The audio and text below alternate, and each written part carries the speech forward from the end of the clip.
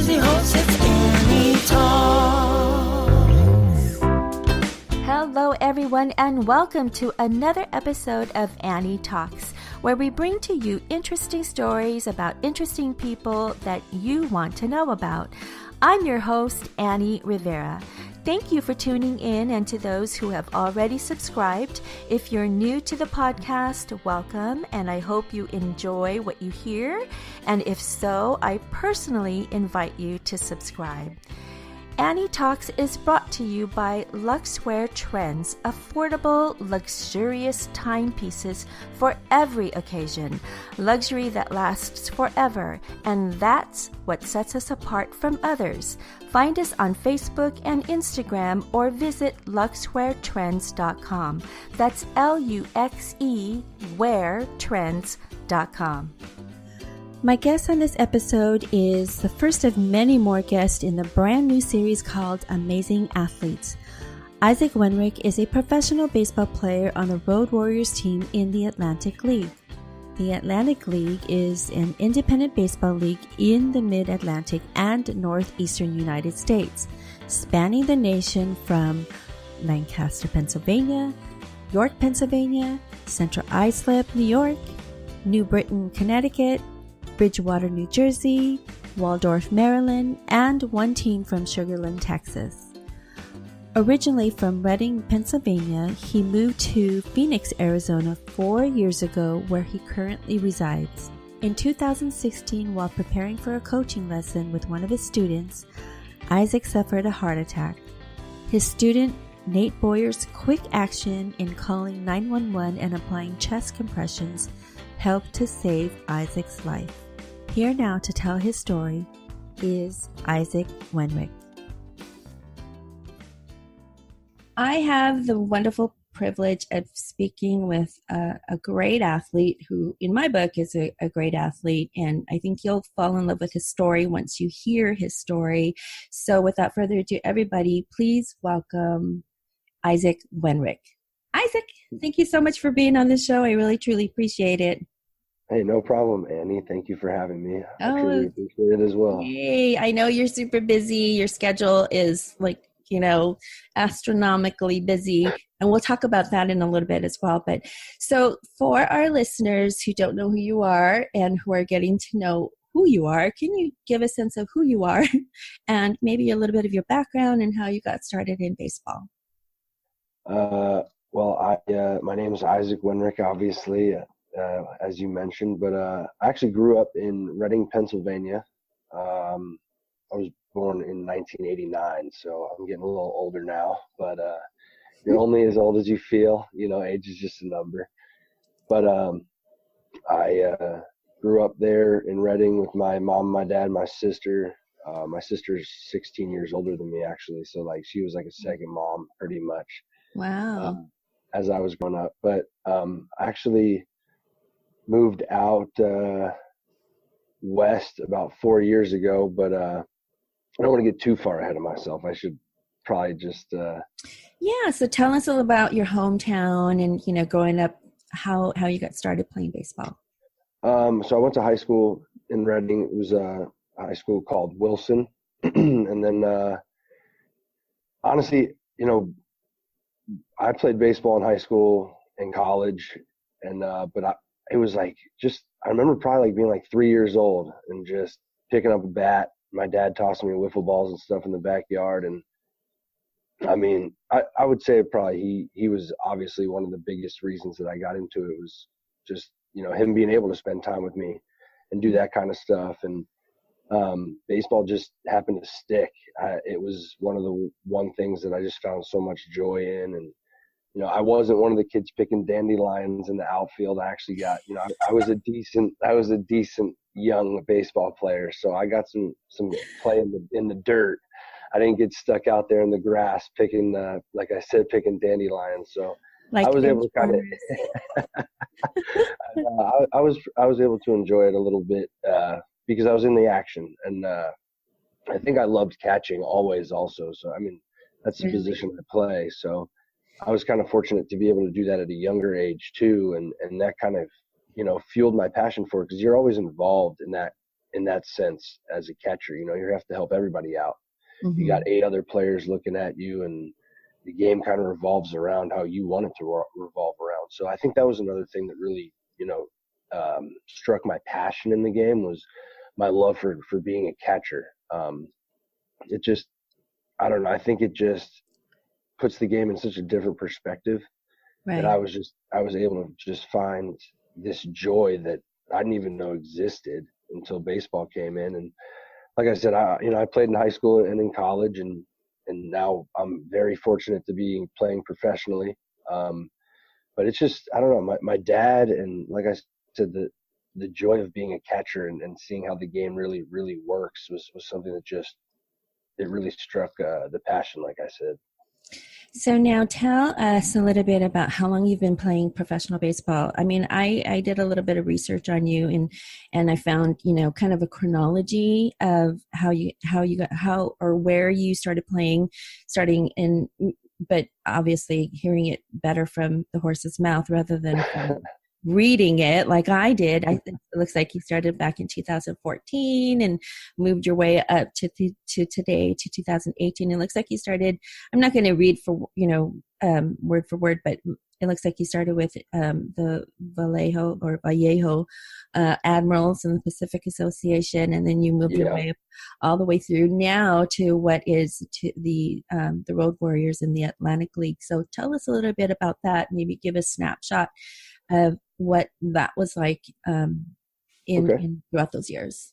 2013 was actually my first professional season. I went to a workout for a Frontier League team because after I graduated college, didn't get drafted. I went to a pretty good Division II school, but I was a later bloomer, Mm-hmm. so to speak, in the baseball sense. So didn't get drafted. So I knew, I still wanted to play. And I knew there were leagues out there, and went to a couple of workouts, and nothing really came of it. And then I had a friend who I met at one of the workouts, was on the team, the Vallejo Admirals. Mm-hmm. And he called me up. He said, "Hey, man, we need a catcher. You want to come out here?" And I was like, "Hey, absolutely." And that kind of started the journey. I played in Vallejo for 2013, 2014.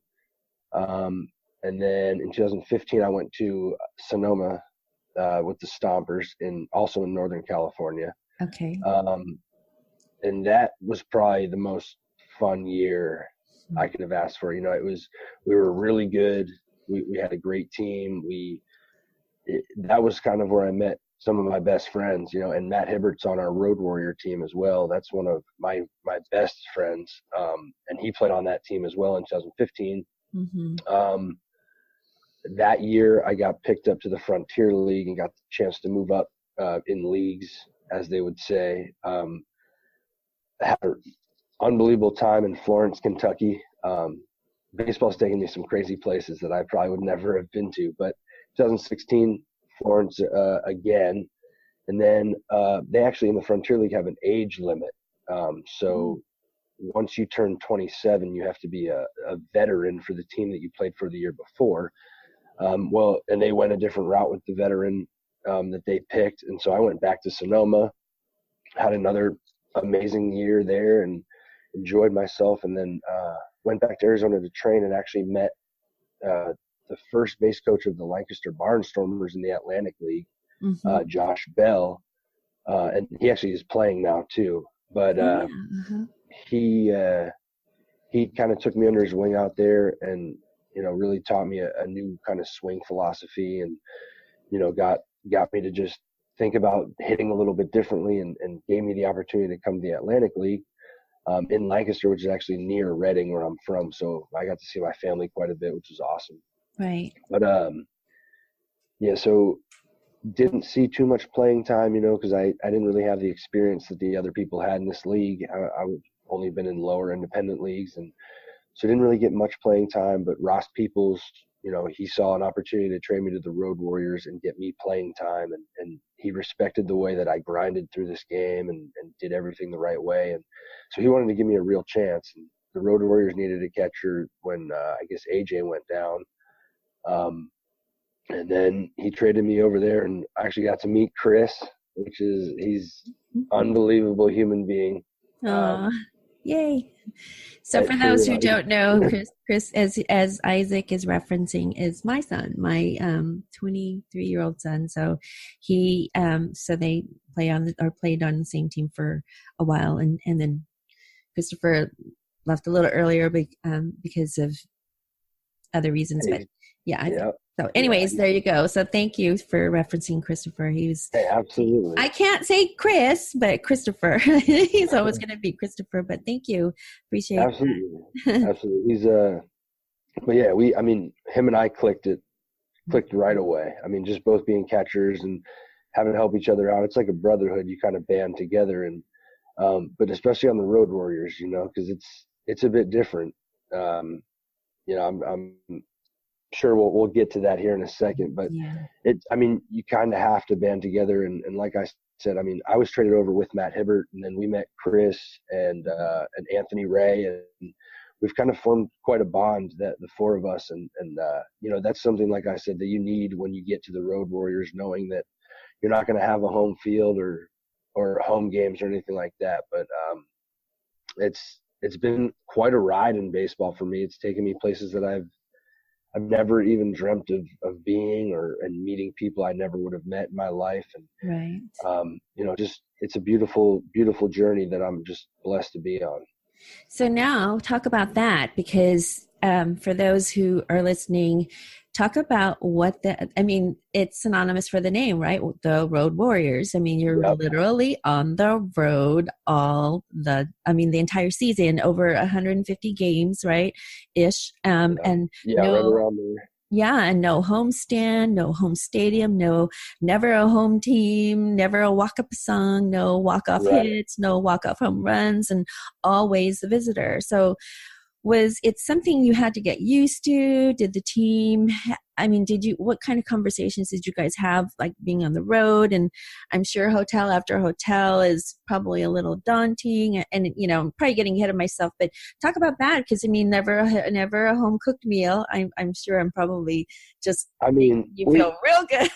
Yeah, the spreads that they provide us, they're good. I mean, the other teams in the league understand what we go through. Right. They realize, they know what the Road Warriors are. They really respect the players on the team. Like Somerset honored us. They introduced everybody on our roster last week, and it made us feel special because people understand what we're doing. This is not easy, and kind of what I mentioned before about having that little group of people. It's our whole team is one big clique, and it has to be, because like you said, you're the whole entire season, you don't get to hear a walk-up song. You don't get a chance to hit a walk-off home run, or get a walk-off victory. I mean, we've probably been walked off on, 8 to 10 times since I got picked up. It's very tough to know going into it that, all right, we don't get last at bats this whole year. We're not getting last at bats. So, it's a mindset that you have to just understand that I'm blessed to have a jersey on my back. That's the way I look at it. Is hotels aren't that bad. I have a bed to sleep on, and I have the ability to chase the dream that I started off when I was an infant. Dreaming of getting to the big leagues, and this, regardless of the setbacks that you may seem, it's really not, it's not terrible. There's good people out there that make sure that we have what we need. But it's definitely tough. I would say the one thing I miss the most is the walkout songs, because it's nice to get pumped up when you're walking to the plate, feeling yourself a little bit. And but the fans seem to follow us. We'd kind of we'd recruit new fans from every stadium we went to, because we're just a bunch of misfits having fun out there.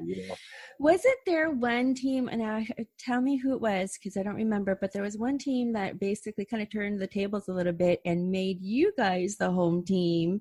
And yes, that was Sugarland. Yeah. Okay. Yeah. So how was that? Did you get it was fun. walk-off songs or walk-up songs? Yeah, we did. Okay. It was the last game of the series, and and we got to be we were the home warriors. Okay. Oh, that's The road right. warriors. That was fun. I mean, Yeah. just like I said, that's people looking out for us and saying, hey, they have a tough road, so anything we can do to make it a little bit better, let's try to do that. And it was fun. Like I said, we got walkout songs. We got the chance to hit last if we could have, Right. maybe had some magic in it. But it's I don't know. It just shows you that baseball is a crazy game. That it really does make a difference when you have a home base. Of course, yeah. You can get into a routine. It's waking up every day and trying to find out what gym I'm going to go to, or when do I get cage time, or we have a half hour or 40 minutes to hit in the cage for a whole team of 20 or 15 hitters, and it's one of those things that if you have the home facility, you can go out. I could get there at noon and I could hit there when nobody's hitting, and I can get my work in and not clog up the cage. And, so it's a balancing act. You have to understand the positives and the negatives, and just, there are no negatives. There's only lessons. So. Awesome. So let's talk a little bit about something that happened in, was it 2016? 16. Okay. So in 2016, and this is what the whole purpose of coming onto the show was, to talk about this, because I really think that you have a heroic story to tell. So the unthinkable happened. You were getting ready to coach one of your students, and you suffered a heart attack. Yes, ma'am. What was going through your mind at the time? Can you walk us through? I know it's probably a sensitive matter, but just take your time and tell us what all happened and what all transpired. Honestly, it was a normal day to start. So I was running stadium stairs the day before, best diet of my life, best shape of my life, feeling fantastic. And in the morning, I went and hit with one of my good friends, just got our work in, and I ended up, him and I separated. I went to the gym, and I did chest. So it came, like, later on in the day, after I lifted, went back home, ate my lunch, which I ate eggs and hot sauce, which is normally what I eat. It's a normal lunch for me. So and I'm sitting there, and I kind of started feeling like I was getting indigestion, and I was like, man, the hot sauce, bad idea today. I kind of was joking with myself, and right. I even took some Tums, I remember, and I didn't really think anything of it because I'm 26 years old at the time, and I'm not going to have a heart attack. So little while goes on, about a half hour, still kind of have the pain, and started to move down to my left arm a little bit.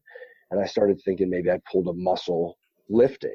So, because I kind of did things that day that could have affected my chest, which is, that's why I didn't even think anything of it. Because I'm like, man, I did lift chest. Maybe I'm just getting sore early, whatever. Well, I drove 40 minutes, and I didn't know that I was having a heart attack the entire time I was driving. It was just happening, and I had no idea. So I drive 40 minutes to Chandler to give the lesson to Nate Boyer, who was a kid that, had just kind of struck me as myself when I was younger. Right. Just hard worker, really great kid. And so we kind of gravitated towards each other, and I started giving him lessons. But driving down, and I get there, and late as normal. Julie will tell you that too if you ever get the chance to talk to her. I'm a bit of a procrastinator and slow mover, but she's just giving me some crap for being a little bit late, and I was telling her kind of what I was feeling, and she even joked about it. She said, "Oh, maybe you're having a heart attack," and we were just joking. And we laugh about it to this day now, but she's at every lesson, stays through the entire time. But she had to go get ready for dinner. Her and her husband were going to have a dinner date that night. And so she left, and I was sitting on the ball bucket. I'm texting my fiance to let her know that I'm ready to start the lesson. And Nate finishes stretching, and he's like, "All right, man, you ready to go?" And I stood up from the bucket and just face planted. And wow. I really have no memory of anything, but Julie and I talk about it too, is if she was there, we don't know if Nate would have jumped into action right away, because as soon as I collapsed, he grabbed my phone and it had a lock screen on it. So he was tapping it to keep it from locking, which I'm not thinking about that if my coach is laying on the ground. Like, so he actually thought I was joking because I have a bit of a sarcastic personality, but when he realized I wasn't, he called 911. They walked him through chest compressions. He remembered a little bit of CPR from Boy Scouts a couple years before, but they walked him through chest compressions. He handled it. I don't know. I just don't understand how he was so mature and just, I mean, I do, because I've watched him grow and I've seen him as that kid, but I'm so thankful because he just handled himself like an adult. Like he handled himself like a professional, and I'm still here because of Nate doing that. And so it's just, as soon as I woke up, honestly, I opened my gown and I checked my chest to see if I had to have open heart surgery. And the only scar that I have is actually in my wrist. Wow. It looks like I cut myself a tiny bit. It's like they went in and put a stent in my heart through my wrist. And if I would have had open heart, I would never been able to play baseball again. So wow, that was kind of crazy, because that's what my first thought was oh my goodness, check my chest. Oh my gosh, that was the first thing you did, was check your chest. Now wait, how old was Nate then at the time? He was 13 at the time. So, okay, maybe two things crossed my mind. First of all, you had the wherewithal to even drive 45 minutes-ish, to the lesson, knowing that you were feeling how you're feeling. And then two, this 13-year-old boy had the wherewithal to know, like you said, where everything kind of kicked in instinctively, to know, one, call 911, two, and then, be calm, and start administrating CPR the way that he did for you. So, or chest compressions for you at the time. So, I mean, this is amazing. And the fact that you're still, this is amazing. Not very many people could, talk about things like this, having gone through something, almost a life-changing event, and almost a fatal event, and then come out of it, recover. And then even more miraculous than the actual incident itself is how you're back to playing baseball. So, I mean, that's amazing to me. Yeah. So, it just says a lot about your character, says a lot about your tenacity, your drive, and your determination, and your aspirations. So, I mean, definitely you're being watched over, obviously. Absolutely. And I know that you're very faithful. You have a very strong faith. So, tell us how special is Nate Boyer to you now? Obviously. That's my little brother, it's tough to stay in touch as often as we want to, just because, my schedule and his schedule, and being on opposite sides of the country right now. But I'd already talked to him about working with him, doing some more lessons when I get back. And it's a bond that will never break. No matter where we are, no matter what, he knows he can reach out to me for anything, and I can reach out to him. And you just don't know why the Lord puts people in your life. And, for sure. I never knew that 2 years before that meeting Nate would lead to him saving my life. I mean, I don't know. It's one of the craziest things that ever. And I will forever be thankful for Nate, and he will forever be someone that I love dearly for the rest of my life. I mean, of course, that's my guy. Now, I found a quote that Julie, his mother, said, and she wrote this. We're super proud of him. He's an amazing kid. I think he would have done anything to save Isaac. That's his favorite person on the planet. How does that make you feel? I mean, I'm smiling right now. I know it's over podcast, but everyone should know that made me smile, because I mean, that's who he is. I mean, they should be proud of him. And it's, I mean, Julie and Nate's father have done an unbelievable job raising Nate to be the man that he is. And I mean, I'm not surprised that he acted the way he did. He's wise beyond his years. He's so mature. He he gets life. He understands it. And Right. I mean, that, like I said, that made me smile real big right there. So is he aspiring to be a professional baseball player like his hero, his mentor? I know that he's still playing in high school. I don't know if professional baseball is what he definitely wants to like pursue. I know he wants to play, but I mean, he's going to do whatever he does. He's going to do a great job at it. Yeah, he'll be amazing, I'm sure. Yeah. I hope you're enjoying this podcast episode. We'll be right back after this short message from one of our sponsors. Comfotherm thermal wraps are designed to help relieve the pain and swelling in and around the jaw, especially after wisdom teeth extractions. For more information, visit comfotherm.com. That's comfotherm.com. Hey there, Annie Rivera here. Thanks for tuning in to Annie Talks. Be sure to tell your friends about subscribing to the podcast, and don't forget to rate and review the podcast. Doing so helps out with the algorithm and helps others to find this podcast too. I also invite you to like my Annie Talks Facebook page. There you'll find other news, information, upcoming events, and all sorts of things. Stay in the know with Annie Talks. I also invite you to join the Annie Talks Community Facebook group, where we carry the conversation from the podcast episode to the Facebook group. Ask questions about the episode, about a guest, about the locations, you name it. Ask away. This forum is for you. See you on the Annie Talks Community Facebook group. So now this year you had another wonderful achievement. You were named to the 2018 All-Star team for the Atlantic League, the Liberty Division. Yeah. How excited were you about that? And tell us about that experience. Oh, and that was just another blessing that this journey has given me.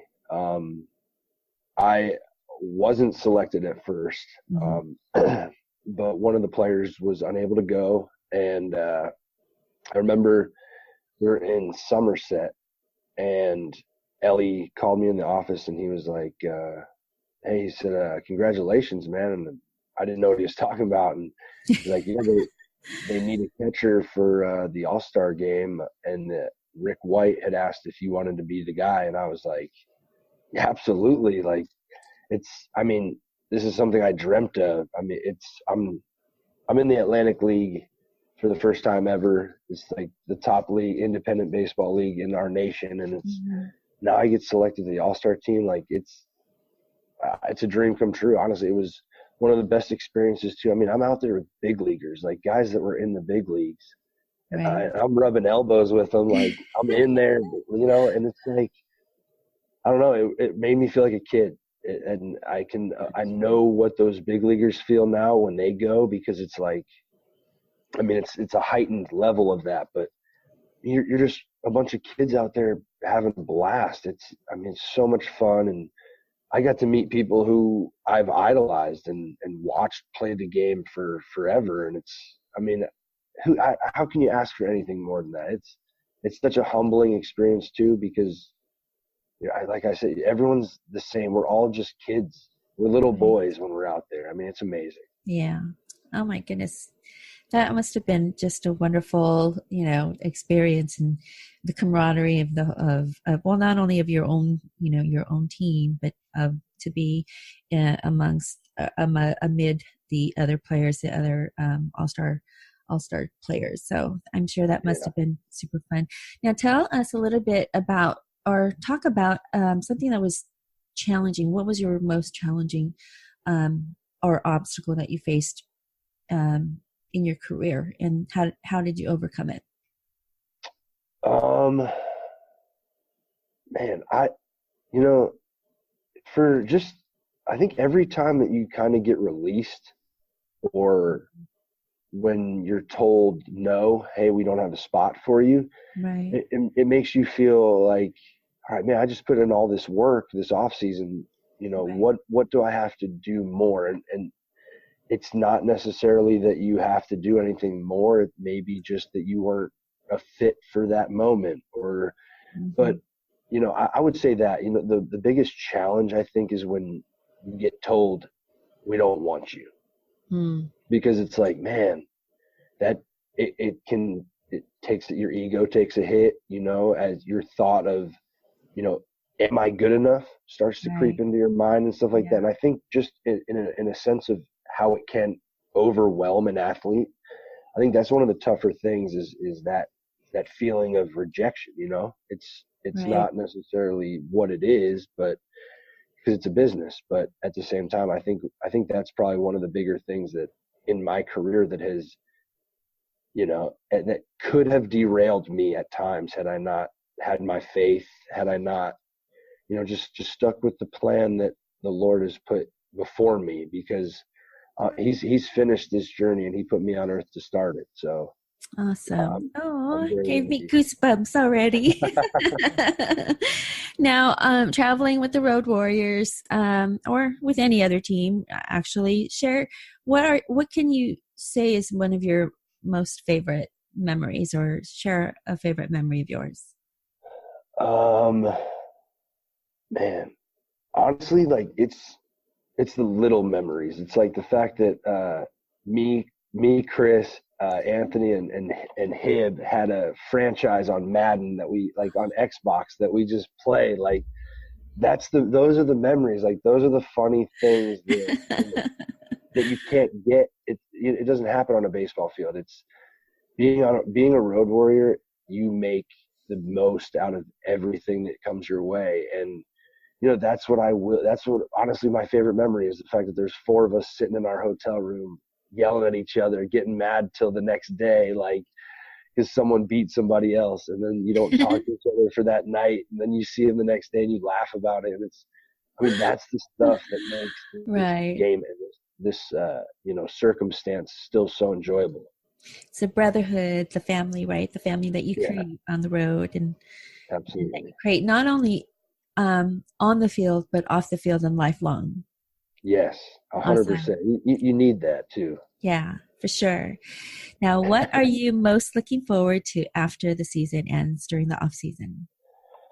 Got some wedding planning stuff going on, 2 years down the road. Just we placed it a little bit further so that we could do the planning together. Oh, Because that's nice. Yeah. I do want to play again next year. And Wait. For those who don't know, you're engaged. Yeah. yes, See, you're yes, I talking got, planning. Nobody knows what are you sorry, planning? yeah, Are you a wedding I got planner? engaged. Yeah, he's Yes, a I got wedding planner. engaged before the season, but Awesome. Yay. So yeah. he's planning a wedding, everybody. So he's off the market. Ha ha ha. All you people. So awesome. And then so what else do you have on the horizon? Some trips um, or well, work we around the honestly, house? Mhm. I hit Disney. I hit Disney Oh, every year. I love me some Disney. yay. Uh-huh. But I'll be doing lessons. I coach a 15U team Mm. um, back in Arizona, where I live, and then I do some construction also. You know, just kind of some odd jobs to get me by until the next season starts. So, but you know, whatever spontaneous trip comes up, or I'm hoping to be able to travel a little bit to coach with these teams and everything like that. So I'm definitely going to enjoy this off season for whatever comes my way. Awesome. And I love to ask this question because I love to hear what everybody says. But if you could do things differently, what would you tell your 21-year-old self? Ah, man, I don't. I would tell my 21-year-old self to don't take a single thing for granted. Uh, and Mm.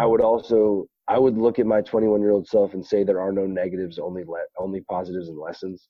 Because that's something that I heard when I was probably 27, and I would have killed for it 26 or 6 years earlier, you know, at 21, because if you can learn that there's a purpose for everything that happens, and as much as there might seem to be a negative in it, there can always be something learned which will make it a positive, because you're going to better yourself, you're going to better those around you, and it's going to help you to accomplish the goals that you want to accomplish, and not allow you to just be stagnant in life, because negatives are what make us take steps back. So I would say positives and life lessons only. That would definitely be something I would tell them. What would you like to embark upon aspiring baseball players, or parting words to those individuals who want to pursue that path? I would say get ready for a grind, and make sure it's something that you love, because if you love it, you will not take it for granted. You'll want to work for it because it's at your everything.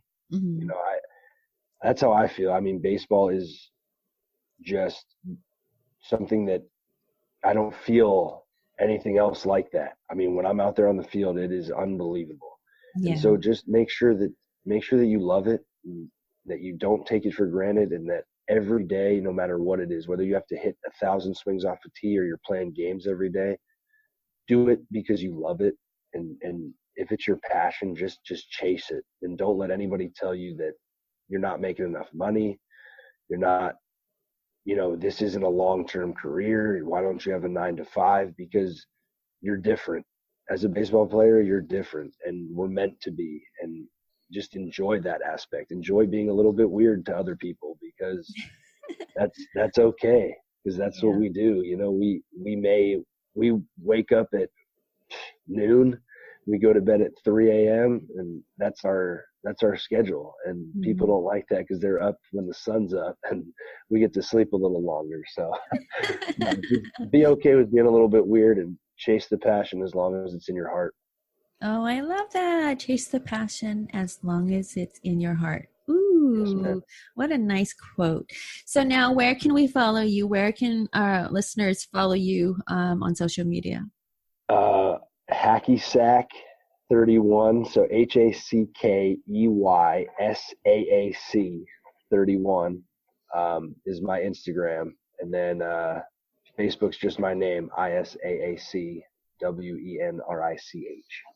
I just realized what hacky sack was. SAAC for hello. Well, great. Thank you so much. And so for everybody, I will have all that information down below in the show notes. So be sure to click around.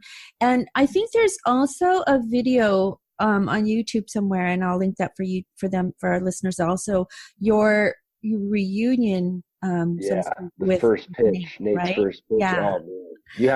You have to check that out. Everybody has got to look at that. Definitely. So I will have all that information. Every listeners, please go check it out, because when I saw it, I was like, oh my God, I'm in tears. And I'm a softie already. So it just brings a wonderful joy in your heart. And to know that you, Isaac, have gone through so much, and what could have been really fatal, but the smarts and the quick instincts of Nate to come to your aid is just miraculous. And I have to say that we're all thankful for Nate, and we're thankful that you're here, and we're certainly happy that you're pursuing and chasing and living that dream. So more power to you, and there's lots more coming your way, I'm sure. So we're happy you're here. I'm happy you're here. Thank you so much. I truly appreciate it, and I appreciate you letting me come on and tell my story a little bit and spread a little positivity. I mean, we're in a darker world now, and it's so easy to get lost, but I appreciate you just letting me spread some light and just enjoying this day that we have in front of us. Of course. I want to end with this. I also found this, I wrote a little bit of something, but I also found a little quote that was on Stompers Baseball. But so you have a renewed sense of living and breathing, especially after what could have been a fatal incident. You have a positive outlook on life. And again, reading for what Stompers Baseball wrote, with big help from his little friend, and that you mean. So that's awesome. I love this. I love all this. I love this story. It's just, it's very warm, feel good, and very inspirational for others to hear. Thank you so much. I appreciate you, Annie. Absolutely. Thank you so much. Well, that's it, everybody. I hope you enjoyed this episode of Annie Talks and hearing this miraculous story about Isaac Wenrich. One thing I'd like to point out is Isaac suffered this heart attack in 2016 March and returned to playing baseball in late May the same year. I think it's absolutely amazing. Isaac and Nate have a bond for life, and it goes without saying that Nate was in the right place at the right time. Isaac's recovery speaks volumes about his will to live, his will to overcome, and his passion to pursue his dreams. I love what Isaac said, to chase the passion as long as it's in your heart. He says ever since the incident, he never takes another day on this earth for granted. Truly amazing and truly an amazing athlete. Don't forget to check out and follow Isaac's Instagram and find him on Facebook too. I will have all his information down below in the show notes, so be sure to check it out. And don't forget to check out the first pitch video where he reunites with Nate Boyer, the boy who saved Isaac's life. It's an amazing video and very touching and heartwarming. Now, before we sign off, if you aren't already subscribed to my podcast, I invite you to hit subscribe and be notified anytime we upload a new episode. If you are already subscribed, thank you so much. I truly appreciate it. If you could all please rate and review my podcast, please leave a comment or two. It would really, really help me out, and it would also help others find this podcast. You can follow me on Instagram, Twitter, Facebook, and Snapchat. I will have all that information to my social media in the show notes below. And lastly, if you enjoy this podcast, please consider contributing to my Patreon page. Your contributions will help to further the vision and mission of Annie Talks so that we could produce more episodes like this one and many other types of episodes and topics. The Patreon page will also be included in the show notes below. Thank you all again for tuning in, and keep listening to Annie Talks. Hey everybody, this is Isaac Wenrich of the Road Warriors in the Atlantic League, and you're listening to Annie Talks.